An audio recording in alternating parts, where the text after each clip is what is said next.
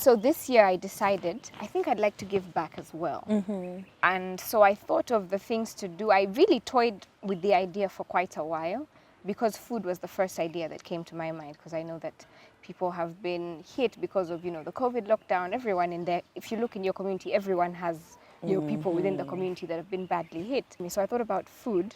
And then I didn't want to do food initially because I believe in empowerment rather than enablement. So I didn't want it to be a thing of, oh, look, I've done something good, gave the people food, yay, and then go. And then the next month comes around and they still have the same problem, they're still struggling. So I didn't want to do food because I was like, I don't want to just be that person that came one time, changed their lives for the month and left. So for me, I was thinking, what can I do? I would rather have had, maybe you have people that come in and teach them new skills that they can do, things that can work within a pandemic, outside a pandemic, inside a pandemic, just things that they can do that can help them. So survival skills, so they're able to make money in all seasons. That's the first thing that I'd have wanted to do. But I planned late. I thought about the idea of giving back when August had already come. And so I was like, this is a good idea, but it needs time. So I figured food is a good way to start. It's a way to build relationship in the community, get into the community. Then you'll actually even see what the actual need is, as opposed to me deciding for them that you need financial empowerment, or you need your children to go to school, or you need this, because they might have maybe the financial empowerment tools, but they don't have education, or they might have, just find out what the actual need is. So I decided, let's just do food, because it's easy and it is the current need. Yes, that's for sure. Yes. So I decided to do 26 for 26 because So meaning 26 homes, 26 households? Yes, 26 households for my 26th birthday. So I dubbed it, the hashtag was 26 for 26. And then after about 3 days of advertising that, I had received quite a bit of money already. And one of my friends also reached out to me and she's like, Marlie, you have so many connections and so much influence. I feel like you can feed way more than 26 people. And I was like, if you do think about it, that's true. I think I can do more than 26. She's like, try do 260 and see what you can do. And I was like, whoa, wow, that's quite heavy.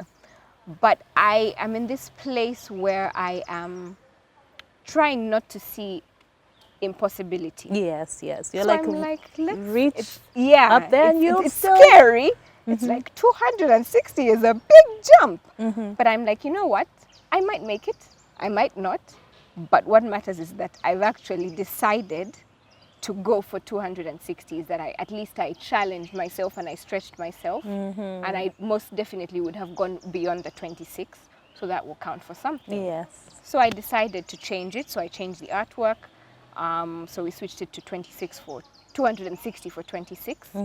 And then, money started coming in. And so by the time the first week already had ended, I had more than enough money I had money to feed more than 26 households. Okay. So I was like, I wanted to run this for the whole month. I'd have ended my campaign by the first week already. So I was like, I guess it's a good thing that I stretched it. Okay. So that's what I did. I ended up stretching it out.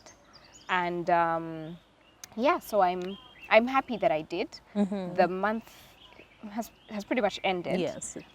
So the target was 7 million, I think, 7.8 million. I ended up receiving about 2 million. Okay. So it's not, we didn't quite hit the target, but the original target for 26 homes was going to be about 800,000, I think. Oh. So we've stretched beyond the.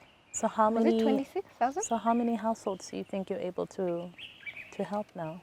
I didn't calculate that today. I think the last time I calculated with 2 million, it was about 70 households, or 70. Was about 70 households, I think, somewhere, 70, 75, somewhere there. So that's exciting. We fed 12 households over the weekend. It's a typical rural Ugandan household usually has many people. So we fed 12 households, but they were 61 people were impacted Oh. through those 12 households. Oh my, okay. Yeah. Okay, so you had like a care package, a food package that you would give to each household. Yes. And which community was this? Chuafu in Okay. Kansanga. Chuafu, Kansanga, Chichalanga area. Okay. Yeah. Oh, well So done. throughout the next, I guess, 2 weeks, we'll continue giving to the rest of the families until the money is finished. And then at least now the relationships have been built because we've taken the numbers of the people that we impacted. I mean, the people that we've reached out to, the numbers of people in the homes, we're going to start building relationship with them. And so I went with some of the people that I'm mentoring. And so we went and did that. We've taken their numbers and we're going to see how can we actually help them. So just continue to reach out to them. Hi, how are you doing? See what their actual need is and then see who we can partner with, which people we can work with to be able to help them so that next time they'll be the ones raising money to give other people food. That's the dream. So you want the ripple effect? Yes. Yes, yeah. Yeah. Okay. So I just started with food just to build the relationship, but for me the desire is that they are empowered at the end of the day. So we'll do something further with them so that they're at a point where they're able to sustain themselves. Yeah. Okay. I like your friend. That's deep, but Quite. it's just a reminder that sometimes we cap Yes. what we're capable of. It's true. And you can do more. Yeah. Okay. So you need to have people around you that can push you and challenge you and say, you can do 260. So yeah. Okay. So your family, are they here in Uganda with you? Yes, no. Somewhere in between. Because you talked about school, talked about your mom, but I know you have siblings as well. So my mom is currently living in Canada Okay. I have 3 siblings from my mom. Okay. So I'm the oldest. I have a little sister, not so little, but I have a younger sister, and then 2 younger brothers. So they all live in Canada Okay. at the moment, with my stepdad as well. He lives in Canada, and that's the family that I grew up with. And I'm currently living with my dad, my real dad, we live here in Uganda, in Kampala. Yeah, well, my dad is in and out of Kampala, Okay. but we live together in the same home. And yeah, I have another sibling, a brother, who lives with his mom. He's also a younger brother. So Okay. he lives with his mom. So that's, yeah. Okay. So your family relocated to Canada? Yes, so they moved in the year that I was completing my A-levels. Okay, okay. So they moved in that year.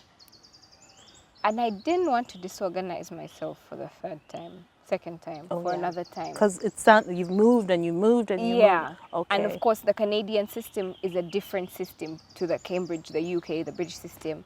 So it was just going to end up being, again, another whole lot. I was just like, guys, it's okay. I can't do this again. Yeah, I have family here. I think I'll be okay. So I stayed for that year. And then I wanted to go, I think, the next year so my idea was to go for university. And then I ended up not going for university. I ended up staying here instead at Victoria University. And then, I'm a Canadian resident. So I go and visit often. I can travel without a visa. It's such a joy. It's so easy. It's just book a ticket and go. Wow. Yeah, it's a dream. Living the dream, guys. Yeah, so I go and I visit often. There was a point where I really, really, really wanted to go. But now it's not. I'm comfortable here and I like it here because I just sort of went through this thing and had this realization that everyone is running away from Uganda, from Africa. Like, we all want to go to Canada, to the UK, to Europe, really, and so it's that if we're all running away, then who will build the country? That kind of thing. But it's also that I don't think that it's impossible to make money in Uganda, or it's impossible to live a good life and a significant life here. Like, you can actually be here and do it. It's just you have to first make the decision and then find a way to do it, and just a mind shift, really. Yes. So for me, that's what it was, is that I had a mind shift along the way. Then I was like, I think I'm going to stay, but of course I'll keep it open because family is family. So I go and I visit often. I haven't been in a while. I came back like a short while before Corona blew up. Yeah, so I was last there in 2020 at the beginning of the year. And then travel restrictions have been so strange. I had wanted to go this year, actually. Yeah, but then either there was a lockdown in Canada or there was a lockdown in Uganda, or like we've been in lockdown at different times. And so I was just like, yeah, whatever. We're kind of just so I'll wait. Waiting this out, really, at the end of the day. With Zoom and WhatsApp call. that will suffice for now. Okay. But yeah, so that's where my family is.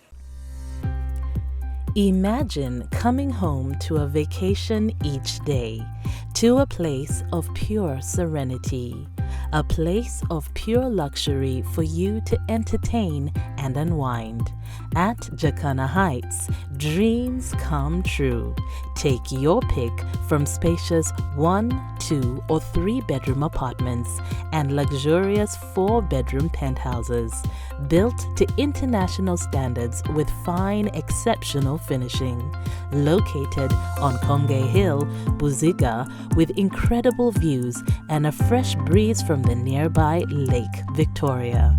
It's a place for your body, soul, and mind, with a wide array of amenities. Contact us for more information. Jacana Heights, luxury hilltop living.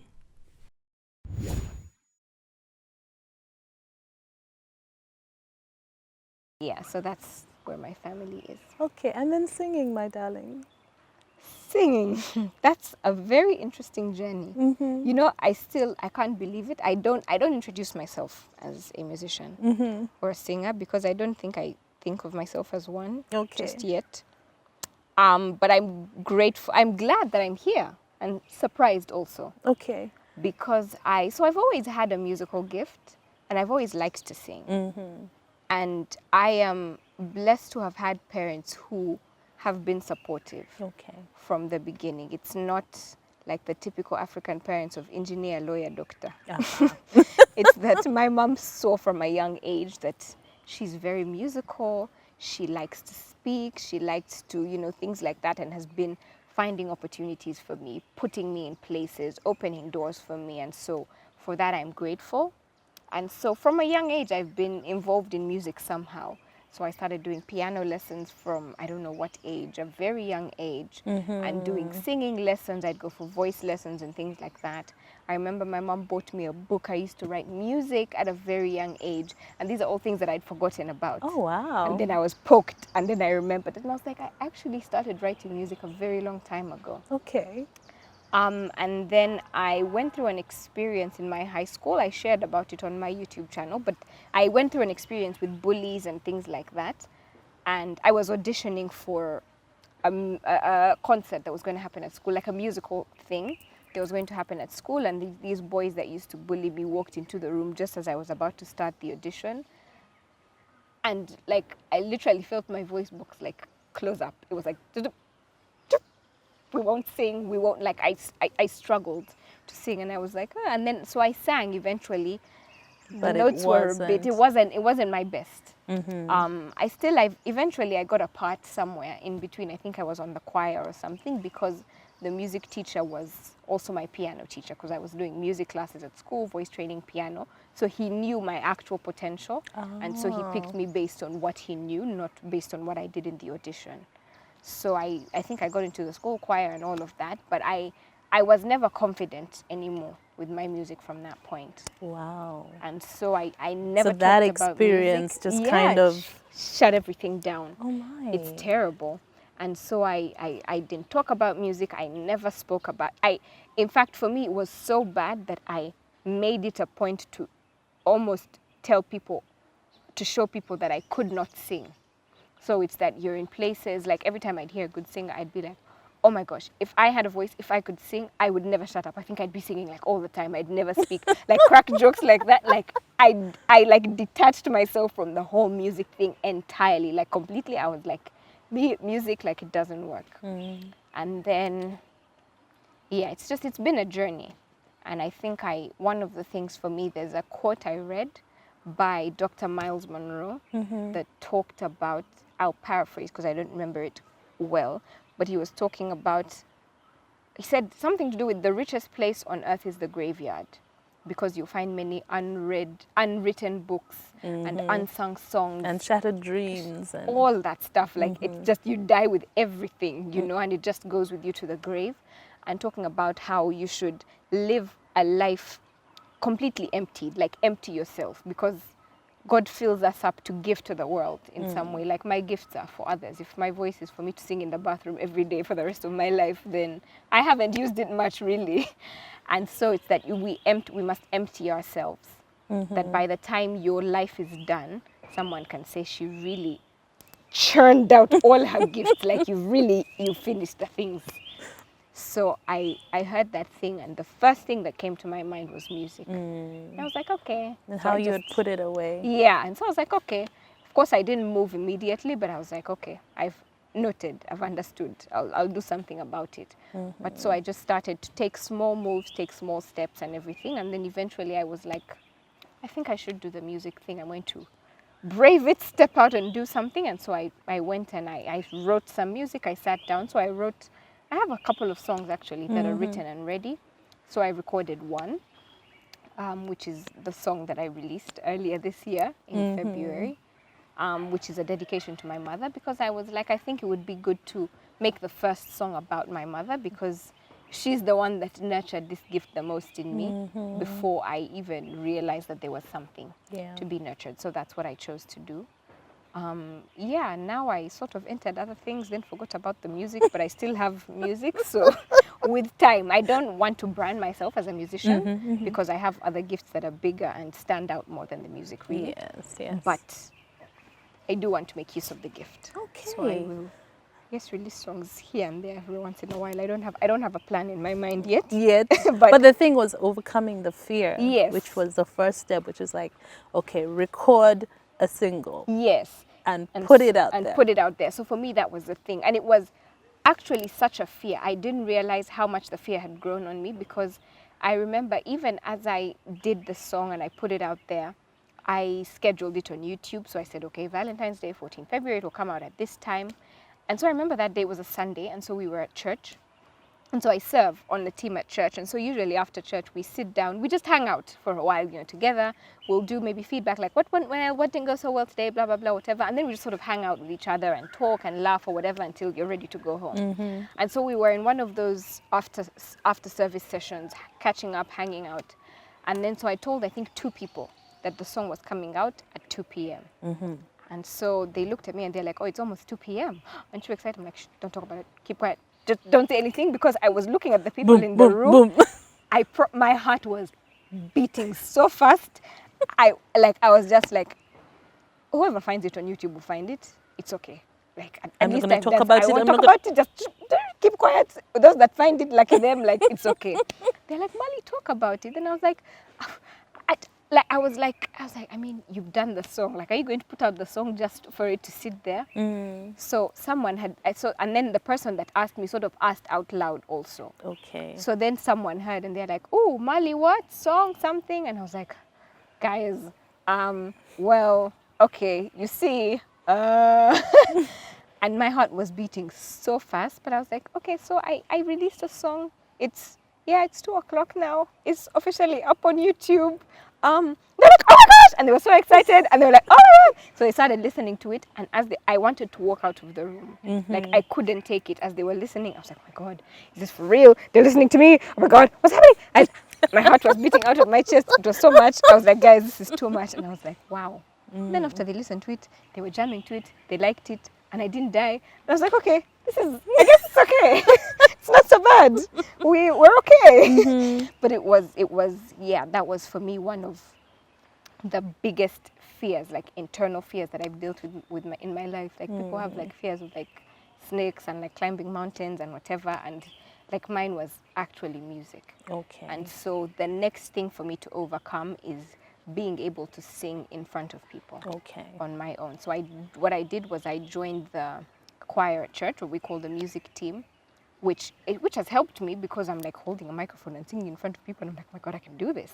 But it's a team of people. Yes, So it's like not yet on I your can own. manage. And then, but the day someone says sing on your own is the day. We will get past That's, that as well. yeah, but when we the will time get comes. past that. But so for me now in the area of music and NatFear, that's now the next hurdle to overcome. And it shall come Okay. eventually. I knew it was a big fear for you, but I didn't know why. And it's just interesting the power that experience in your life, the bullying had over you. Yeah. And just these boys just walking in and their presence and how the shift in your life that you even shunned music. Yeah. Do you ever go back to that time and what did you even understand why? Have you ever gone back to think, why did they pick on me? What was going on? I haven't. I don't know. I think I shut it down. And I actually had forgotten that I'd been bullied, and that is a selective amnesia thing. So I really forgot that I'd been bullied. I actually started reliving this, not reliving like in like the pain and all of that, but I started remembering last year when I started now thinking about getting back into doing music, because then I had to remind myself. I was like, why am I so afraid? Yeah, 'Cause what I was happened? like, let's deal with the root of the issue. Let's try and see if we can remember where it came from so we can solve it from like the source point. And then I remembered and I was like, actually, if I'm to be honest with myself and to think about it well, it started from that point. Wow. Because before that I was very okay with music. It still wasn't like the first thing I did, like my major thing. Speaking has really been it for me, even from childhood, but it's that music was never a thing that was also too far, behind me or too far to the side or whatever. It's like I enjoyed doing it, and I could sing in front of people, and I'd write songs and I'd take them to my mom and say, look what I wrote. But that even when I wrote this song, I didn't show it to my mom. And she walked into the room, because I wrote the music while I was on holiday in 2019, 2020 when I was in Canada. So she walked into the room while I was writing, because she's like, I haven't seen you like the whole morning. Where have you been? You're hiding. So she walked into the room and I closed my book like this so quickly. And I was like, hi, nothing, I'm fine. Like it was that the fear really crippled me so much to the point that down to every last thing.